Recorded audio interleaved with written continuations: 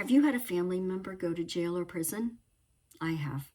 Well, it was actually a work furlough program. You see, sexual assault against children does not trigger a federal mandatory sentencing in most states, but nonviolent drug possession does. Join me on a journey through the history of the war on drugs, sentencing disparities, and criminal justice reform, its effectiveness, challenges, and needs for improvement. What led up to the war on drugs? According to Drug Policy Alliance, the first anti-cocaine law was created in 1914.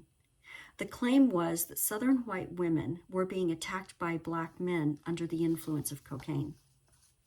By 1969, Encyclopedia Britannica explains that President Richard Nixon declared drug use as a national threat.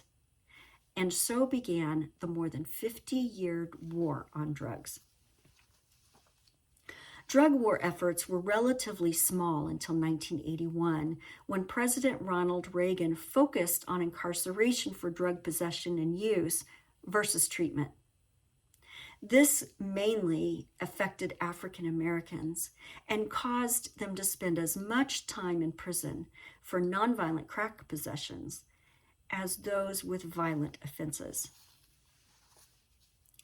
Incarcerations increased from 50,000 in 1980 to almost 500,000 in 1997. The Encyclopedia Britannica's War on Drugs U.S. History explains that the Anti-Drug Act of 1986 provided $1.7 billion towards the war on drugs. This act included federal mandatory prison sentences for various drugs, such as crack cocaine. Congress believed crack was deadlier than powder cocaine and mandated the 100-to-1 drug ratio sentencing for powder to crack cocaine possession. This became the key component of the Anti-Drug Act of 1986, meaning that a person possessing 5 grams of crack received the same automatic 5-year sentence that a person possessing 500 grams of powder would receive. The American Civil Liberties Union, ACLU, explains in an article titled "Cracks in the System" that crack is much less expensive than powder. Because it's so much cheaper, it's more accessible to poor people. This especially affects African Americans who have a higher poverty rate.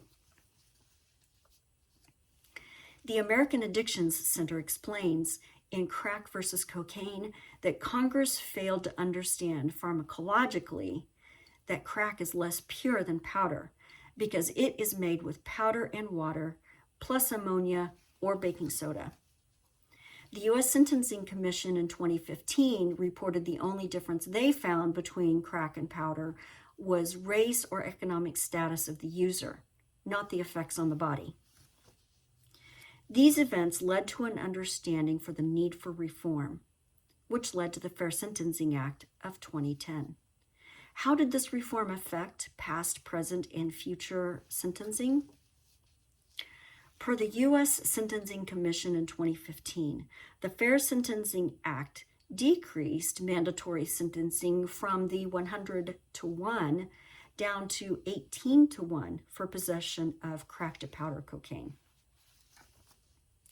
The Legislative Analysis and Public Policy Association's Crack Cocaine and the Fair Sentencing Act explains that due to the misinformation, some legislators remain unwilling to eliminate disparities in sentencing because they continue to believe that crack is more addictive and more likely to cause violent behavior despite scientific and medical proof. Additionally, they point out that the Fair Sentencing Act only applied to new offenses. It is not retroactive. So that means that anyone that's convicted prior to the act's passing was subject to the older, more strict laws with no hope for appealing for a reduced sentence now.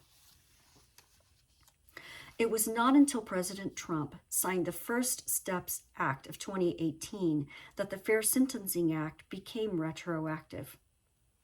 By May of 2021, more than 3,700 people received reduced sentences from convictions before 2010. Almost 92% of those 3,700 were Black and primarily men. Although the Fair Sentencing Act was an important step toward changing sentencing disparities, much work still needs to be done. Today, the Act still differentiates between crack and powder cocaine, even though science says they are the same drug. This means that a person possessing 1 gram of crack will receive the same sentencing as a person possessing 18 grams of powder. The original intent of the Fair Sentencing Act was to reduce the disparities in sentencing and make it more fair, which it did. However, according to the Families Against Mandatory Minimums, there are still thousands of people, more than 80% Black, still incarcerated with harsh and unfair sentences. How effective has the criminalization of drugs versus rehabilitation been? According to the Leadership Conference of Civil and Human Rights, drug-related crime has risen over 500% in the last 40 years. And over 1/2 of these convictions meet the criteria for addiction. With more than 60% of the prison population containing people of color, it is no surprise that a lot of people believe that the war on drugs has failed.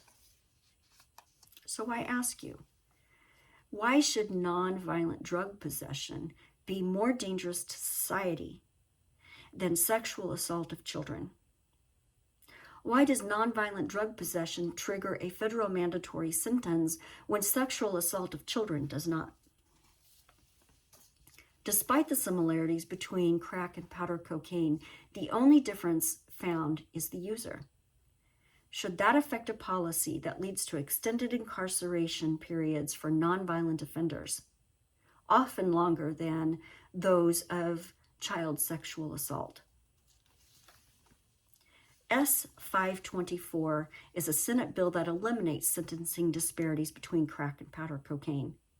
If passed into law, the sentencing ratio would become 1-to-1 for new and past offenses.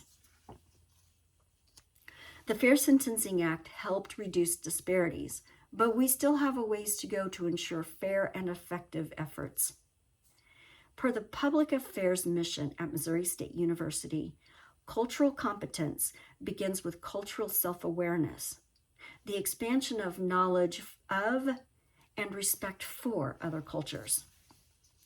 By developing the skills to engage with other cultures, we begin to respect multiple perspectives and successfully negotiate cross-cultural differences. Through our development and growth in cultural competence, we can better identify racial and economic disparities in our communities, educational systems, and judicial systems. When we speak up for sentencing disparities for nonviolent drug offenders,